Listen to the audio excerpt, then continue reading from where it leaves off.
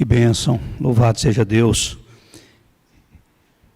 que fez de nós um corpo, membros do corpo de Cristo, do qual Ele é a cabeça, e membros uns dos outros. Nosso retiro do ano passado, falando sobre comunhão, mais de uma vez eu mencionei que nós somos a extensão uns dos outros. E é verdade. Muito bom saber que eu tenho você como extensão da minha vida. E gostaria de, como extensão da sua vida, ser bênção na sua vida. Regina, obrigado pela presença aqui, Deus te abençoe. Dona Ivete, temos duas Ivete aqui hoje, que bênção, não é? Deus abençoe a senhora, obrigado pela presença. Meus irmãos, Romanos capítulo 8, é o texto da nossa mensagem de hoje, do verso 18 até o verso 25.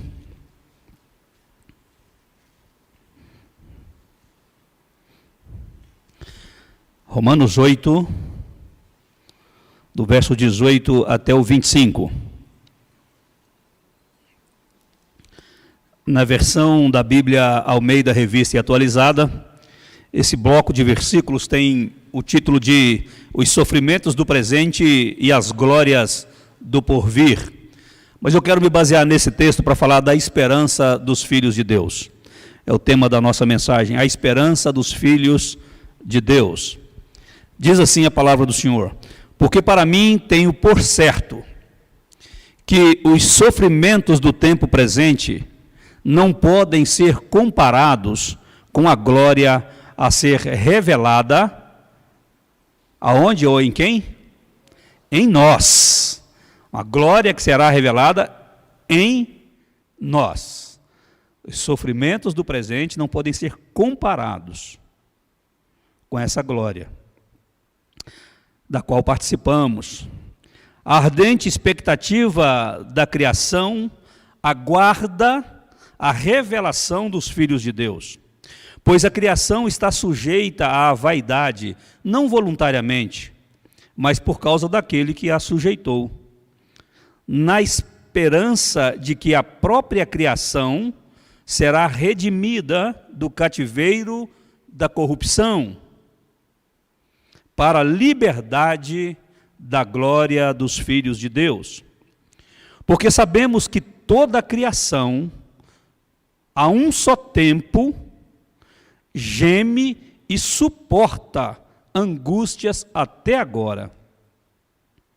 E não somente ela, a criação, mas também nós, que temos as primícias do Espírito, igualmente gememos em nosso íntimo, aguardando a adoção de filhos, a redenção do nosso corpo. Porque na esperança fomos salvos. Ora, a esperança que se vê não é esperança. Pois o que alguém vê, como o espera? Mas se esperamos o que vemos, mas se esperamos o que não vemos, com paciência o aguardamos. Meus irmãos, neste exato momento da história,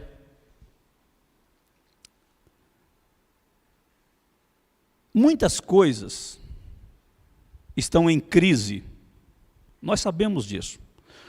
Porque algumas dessas crises nós enfrentamos em nossas próprias vidas diretamente, ou talvez indiretamente, em consequência, por causa dos efeitos dessas crises, nós estamos vivendo algumas situações, e por isso nós podemos afirmar que muitas coisas, nesse momento, na nossa história, estão em crise. E sem medo de errar, eu posso afirmar que além da crise política, econômica, na saúde, na educação, na segurança, nos relacionamentos, o que inclui relacionamento familiar, entre cônjuges, entre pais e filhos, entre irmãos, a fé e a esperança, conforme ensinadas nas Escrituras Sagradas, também estão em crise. Fé e esperança. Basta olhar para a vida da igreja e como a igreja tem lidado com essa situação. E não é de hoje que nós vemos a igreja perambulando como que andando no deserto, irmãos, desejosa de voltar para o Egito, para o mundo,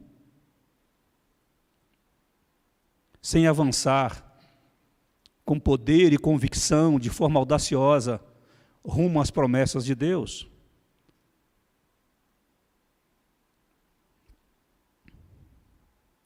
Talvez a mensagem de hoje vai servir como um espelho, um refletor, que vai refletir uma outra área, ou vai jogar luz numa outra área da sua vida, para que você perceba que antes, quem sabe, da fé e da esperança entrarem em crise, se você está vivendo essa crise ou essas crises de fé e de esperança, tem algo que já se corrompeu na sua vida. Porque, meus amados irmãos, assim como a fé é determinante para uma vida cristã vitoriosa e bem-sucedida, a esperança também é. A esperança é fundamental. Estou falando da esperança ensinada na palavra de Deus. Fundamentada no Deus da esperança, como lemos na carta de Pedro no início do nosso culto. A esperança também é fundamental, determinante mesmo, para que tenhamos uma vida cristã vitoriosa, bem-sucedida. E os irmãos sabem que atualmente convivemos com um número espantoso de pessoas que não têm mais esperança.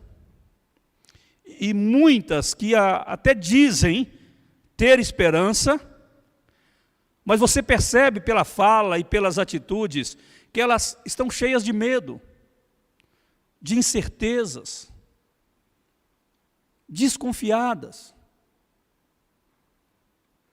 O que nega a afirmação de que, não, eu tenho fé, eu sou uma pessoa cheia de esperança, eu creio no Deus da esperança, e é nele que eu espero.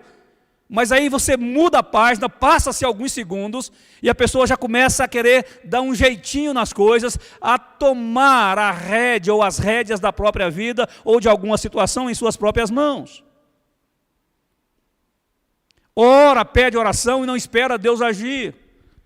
Porque tem a esperança, como alguns dizem, do verbo esperançar, que nos leva a agir, lutar, a correr atrás, mas muitas vezes na Escritura Sagrada, esperança tem a ver com esperar pacificamente, passivamente. Esperar sem brigar, mas esperar pacientemente, sem se mexer, confiar que o Deus que falou vai agir. E talvez após ele agir, após ele falar de novo, é o momento da gente, então, usar a esperança do verbo esperançar, agir, ir à luta. Mas muitas vezes é esperar mesmo, irmãos, é aguardar, é não arredar o pé do lugar. Especialmente quando nós não sabemos exatamente o que fazer. Especialmente quando você não sabe exatamente o que fazer. Então aguarde em Deus que essa revelação, essa iluminação virá. Não tenho dúvida também em afirmar que a falta de esperança decorre fundamentalmente de duas coisas. A primeira delas, ou a pessoa não se converteu ainda a Cristo, não nasceu de novo, então ela precisa nascer de novo, porque essa esperança em Deus só pode ser vivida, trazer resultados para quem de fato está em Cristo. Quem não está em Cristo, irmãos, não crê em Deus como seu Pai, que tem todo o poder sobre a sua vida, que manifesta amor e cuidado o tempo todo sobre a sua vida. é diferente. Crer em Deus como ser criador, todo-poderoso, dono do universo, que governa tudo e todos, como diz o Salmo 24. Crer em Deus por informação, conhecimento, é diferente do que crer em Deus pela experiência do novo nascimento, por estar em Cristo, porque é Cristo quem nos leva a Deus. Ele é o único caminho, nós sabemos disso. E quem vê a mim, vê o Pai, disse ele, eu e o Pai somos um. Ele é a revelação suprema, máxima de Deus. Sem Cristo é impossível a comunhão com Deus. Por isso que não pregamos religião, não ensinamos religião, ensinamos Jesus às pessoas. Não falamos de igreja, falamos do Evangelho. A palavra viva que liberta, Cristo é o Evangelho. Então, a falta de esperança, ou ela é decorrente da falta de conversão, a pessoa precisa nascer de novo para ter essa esperança bíblica ensinada nas Escrituras, ou a pessoa já nasceu de novo, mas falta comunhão com Deus. É a outra causa da falta de esperança. Já é um crente em Jesus Cristo, já é uma mulher convertida, nascida de novo, mas falta comunhão diária, profunda, verdadeira com Deus. Tem tempo para tudo na agenda, menos para buscar essa intimidade com Deus, para estreitar os laços de amizade, de amor, de obediência, de santidade, como lemos aqui, com o Deus Todo-Poderoso. Então, ou é falta de conversão, ou é falta de comunhão. Isso é denotado pela falta de esperança.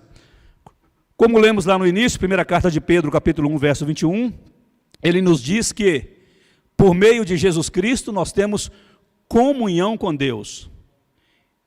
Cremos nele, e nele estão firmadas a nossa fé e a nossa esperança.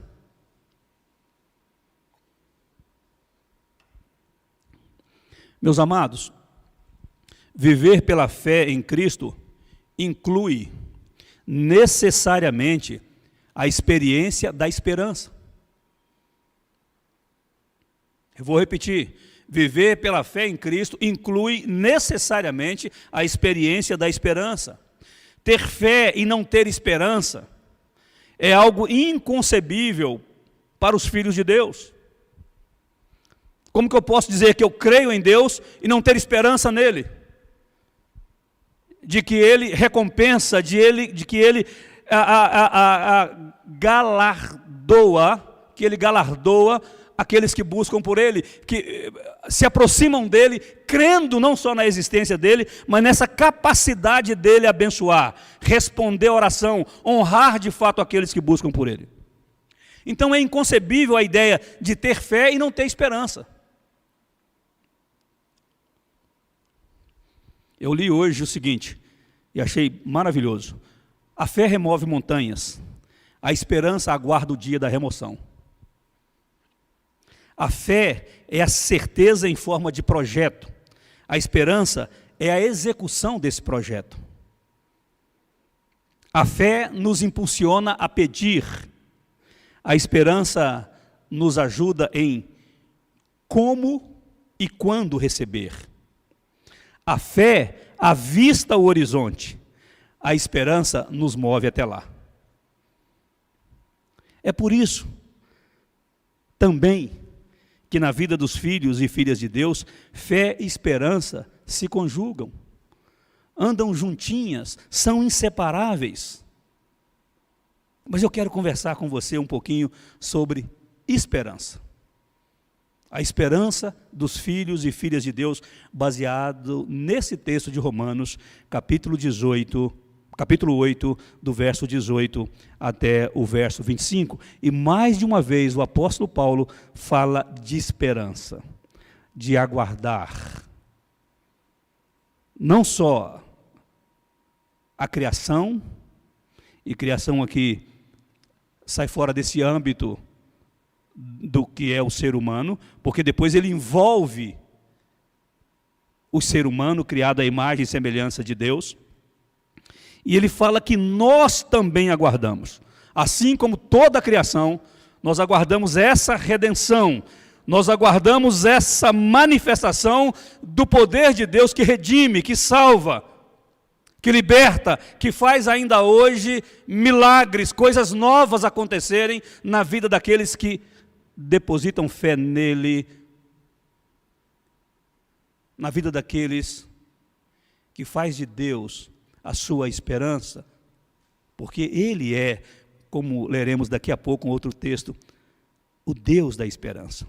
Então, em primeiro lugar, eu queria que você guardasse o seguinte: porque a nossa esperança está fundamentada em Deus, preste atenção nisso, nós podemos superar as circunstâncias.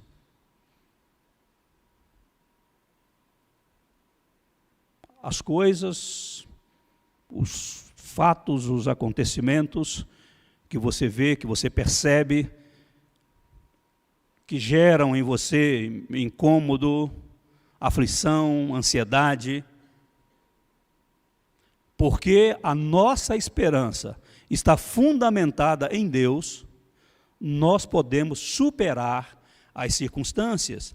E as circunstâncias apresentadas no texto são todas elas desfavoráveis. Olha de novo para esse conjunto de versículos aí de Romanos 8, do 18 até o 25. Olha de novo e você vai perceber que o apóstolo Paulo está falando de sofrimentos do tempo presente, está falando da época dele. Se aplica a nós essa expressão, sofrimentos do tempo presente? Está aí no texto. O apóstolo Paulo fala da corrupção como um cativeiro que aprisiona. Será que a gente não tem vivido isso? Uma corrupção desenfreada que envolve até aquelas pessoas que a gente diz assim, mas por ele eu botava a mão no fogo. Por ela eu até botaria a mão no fogo e de repente...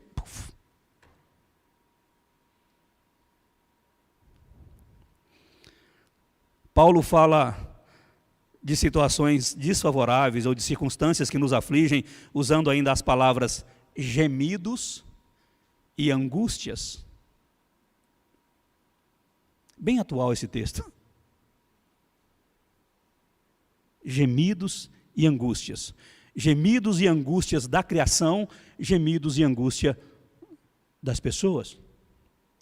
No entanto, meus irmãos, é nesse contexto de circunstâncias desfavoráveis que a esperança bíblica, que é a esperança dos filhos de Deus, é nesse contexto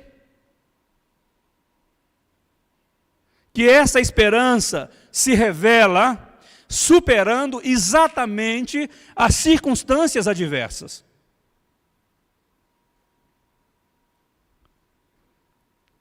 Não obstante o quadro negativo apresentado pelo apóstolo Paulo aqui no texto, a esperança surge como algo que não depende, nem se subordina a nenhuma dessas condições, a nenhuma dessas circunstâncias, nem o total da soma delas.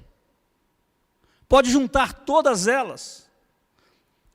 Que a esperança dos filhos de Deus supera a tudo, suplanta a tudo. Por quê? Porque a nossa esperança não apenas está em Deus, mas a nossa esperança é o Senhor Todo-Poderoso. Então é por isso que a nossa esperança, estando nele, nós podemos superar, sim, toda e qualquer circunstância.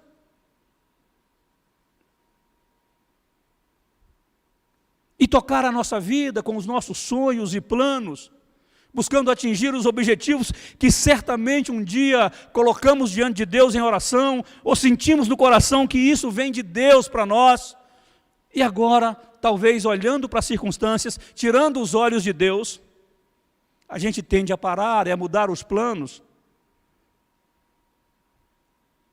quando de repente, mais alguns minutos, mais alguns dias, talvez algumas semanas, é só virar a curva ali,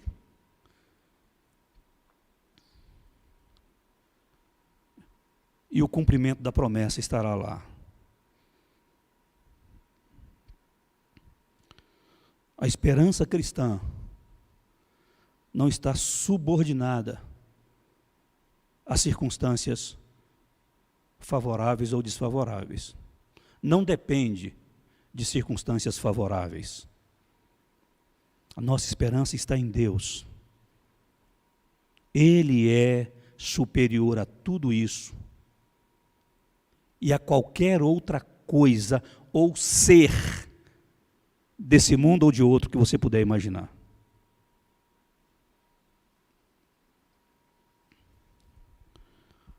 Na verdade, tudo e todos estão subordinados a Ele, ao Deus que se revelou na pessoa de nosso Senhor Jesus Cristo. O Deus de toda a esperança, onde também depositamos a nossa esperança. Olha o versículo 24 de Romanos 8, o que diz? Porque na esperança fomos salvos. Ora, a esperança que se vê não é esperança, pois o que alguém vê, como o espera? E na definição de fé trazida a nós pelas Escrituras, na carta aos Hebreus, capítulo 11, verso 1, vai falar exatamente de uma fé que nos leva a se relacionar com esperança e certeza, convicção, naquilo que nós não vemos, que ainda não aconteceu. E tudo isso está fundamentado na pessoa do Senhor Todo-Poderoso. E essa esperança não traz confusão. Passe aí 1 ou 2 páginas da sua Bíblia e chega no capítulo 5, por favor.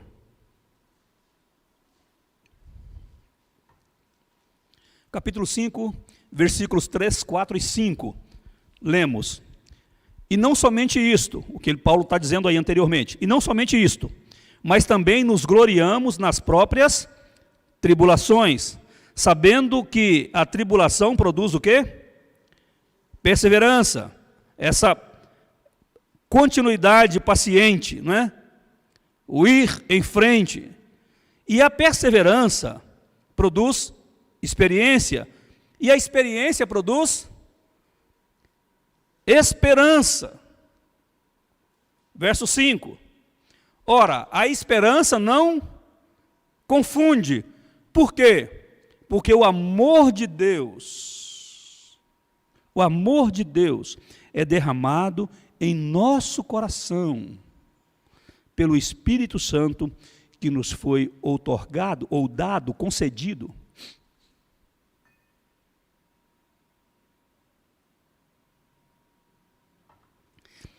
Esse amor, o amor de Deus,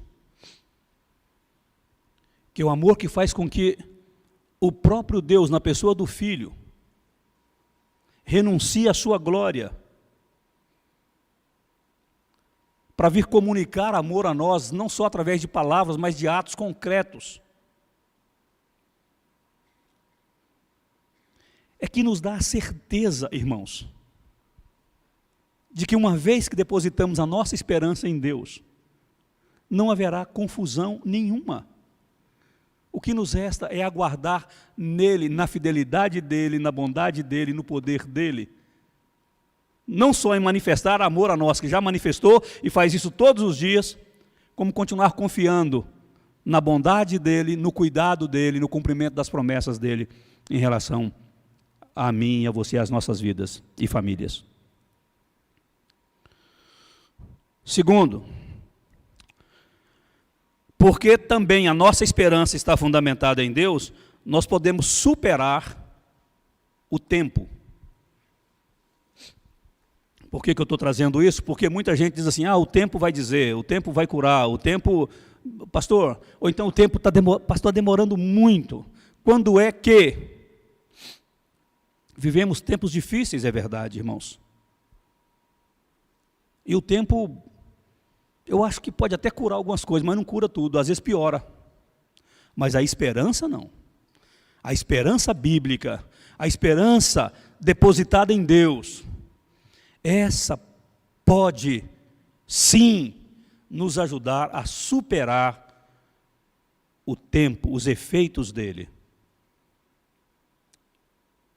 Os males trazidos nesse tempo, com o passar do tempo, a ansiedade, o medo do daqui a pouco, do amanhã, toda essa incerteza, a esperança bane isso da nossa vida. É disso que eu estou falando. Quero que você viva com alegria no seu coração, cheios de expectativa, vocês todos, seguindo em frente, irmãos. Verso 25 de Romanos 8, dá uma olhada aí.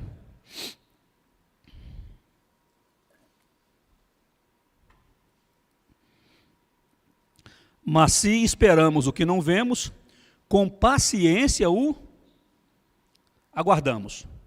Se está ainda no futuro, se eu não contemplo ainda hoje, se eu não posso tocar ainda, se não está armazenado, ainda que tenha a ver com algum cálculo, com algum planejamento meu, eu preciso esperar que a coisa aconteça, se torne visível, palpável, que eu possa abraçar, cheirar e guardar, enfim. Mas se está lá, e Paulo já disse aqui no 24, que o que eu vejo, eu não espero, porque eu já vejo. Mas a esperança é em relação àquilo que eu não vejo ainda e aguardo, mas em Deus estou convicto, certo, de que vai acontecer. E se não acontecer, irmãos, é porque eu enxerguei errado. Essa é a verdade. Era outra coisa, tem outro caminho, tem outra porta.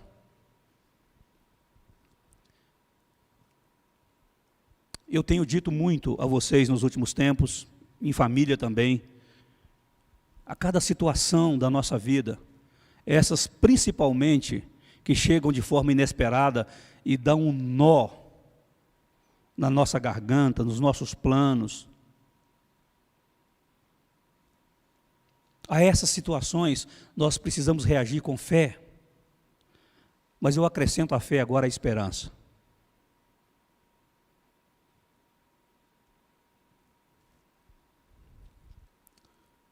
A esperança ensinada nas Escrituras supera, inclusive, o tempo. Mas talvez o que esteja faltando também hoje seja um pouquinho mais de paciência em todos nós. E alguns já pensaram assim, paciência é o que eu não tenho.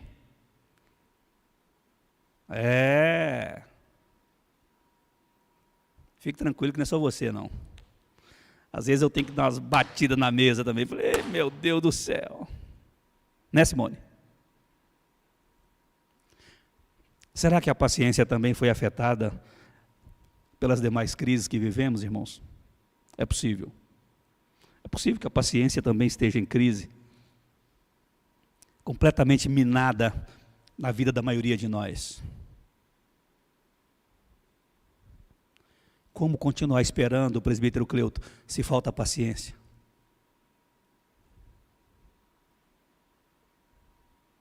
Como aguardar e descansar em Deus, se falta paciência para lidar com as situações complicadas de hoje? Uma dificuldade no relacionamento conjugal, com aquele filho, com a filha, com o carro que te deixa na mão na viagem.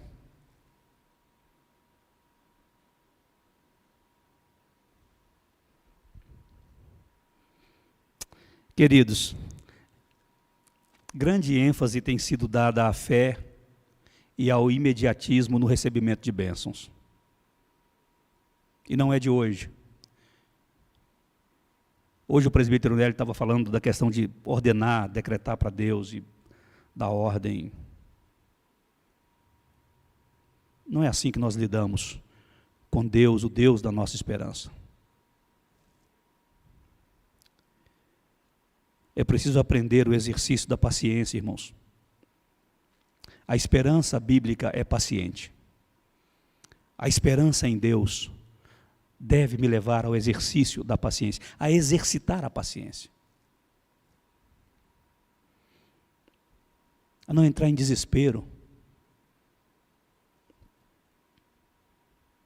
como diz na gíria, de chutar o pau da barraca, abandonar o barco, largar a família, sair da igreja.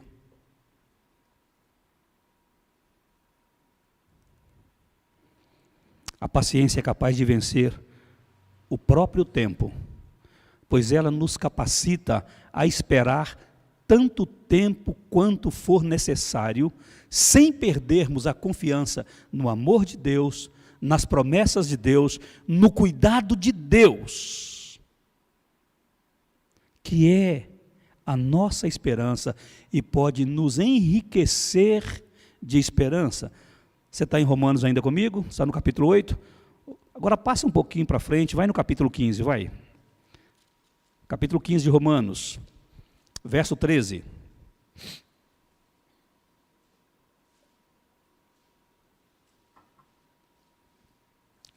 Romanos 15, verso 13, diz assim: e o Deus da esperança vos encha de todo gozo, isso é alegria, uma alegria que não pode ser expressada muitas vezes por palavras. Então, esse Deus da esperança encha vocês com essa alegria, mas também diz aí, de paz, alegria e paz, no vosso crer, porque você crê no Deus da esperança, esse Deus pode encher você com alegria e paz. Qual a finalidade disso? Está no texto aí. Para que vocês sejam ricos de esperança, no poder do Espírito Santo. O crer no Deus da esperança, ele enche de alegria e paz, para que eu seja não apenas cheio, mas diz aqui rico, de modo que eu tenha para mim e para mais alguém que precisar, eu posso compartilhar sem prejuízo algum, sem medo de que vai acabar, para que outros tenham esperança.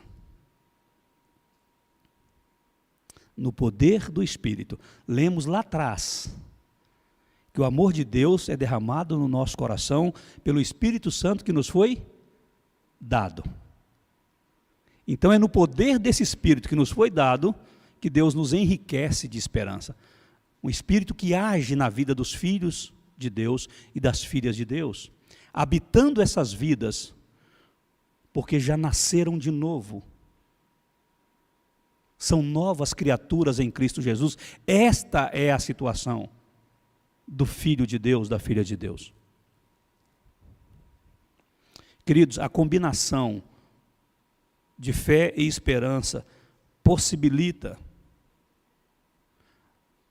maior aproximação do tempo de Deus e do momento certo para Deus agir. Por isso eu disse que é inconcebível para um filho de Deus dizer, tenho fé, mas a esperança está capengando.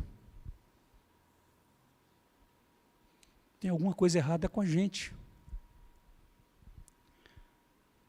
Se isso está acontecendo,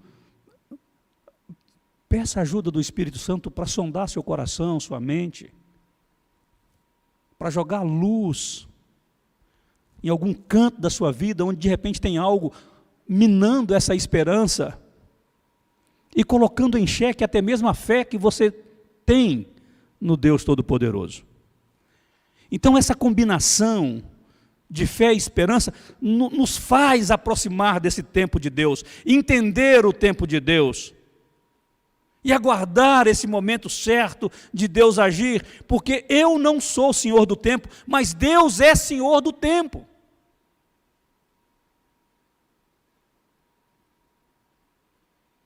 Acho que eu já contei isso e vou contar de novo. Se eu já contei aqui, quem já ouviu vai ouvir de novo. Quem não ouviu vai ouvir pela primeira vez. Estava pregando na igreja lá em São José do Rio Preto e falando da urgência de nos voltarmos para Deus. Essa era a ideia central da mensagem. Aí na porta, cumprimentando o pessoal, não tinha pandemia, isso já vai para, sei lá, quase uns 15 anos ou mais. E aí um irmão saiu, me cumprimentou e falou assim: pastor, Deus não tem pressa. E aí uma outra pessoa esticou a mão e ele saiu. Passou, falou: Deus não tem pressa. Eu falei: não posso ficar sem responder a isso, não. Saí da porta, deixei o pastor da igreja lá, cumprimentando o pessoal, fui atrás do irmão, já peguei ele entrando no carro e disse assim: Deus não tem pressa, porque Deus é dono do tempo, mas eu e você não. Então a pressa é para nós, então se apressa. Você sabe o que vai acontecer amanhã, Regina? Ou daqui a pouco, daqui meia hora? Né, dona Terezinha? Não sabemos. Mas essa combinação de fé e de esperança me faz lidar bem com essa questão do tempo. Porque Deus é o dono dele. E as coisas devem e precisam acontecer na minha vida e na vida de vocês no tempo de Deus. Ainda que para nós pareça demorado, irmãos, muitas vezes. Por conta desse imediatismo que influencia todos nós, até na relação com Deus. Tudo a gente quer para ontem. Estou te falando de esperança, que te ajuda a vencer as circunstâncias difíceis da vida, que te ajuda a superar essa questão do tempo, que muitas vezes não sabemos lidar com ele. Organiza a sua agenda, organiza a sua vida. Você não tem poder sobre o tempo, mas sobre a sua agenda você tem. Para que você tenha tempo, inclusive, para Deus, e não fique desesperado com a falta de tempo para as coisas que são importantes para você. Ao perder tempo com aquilo que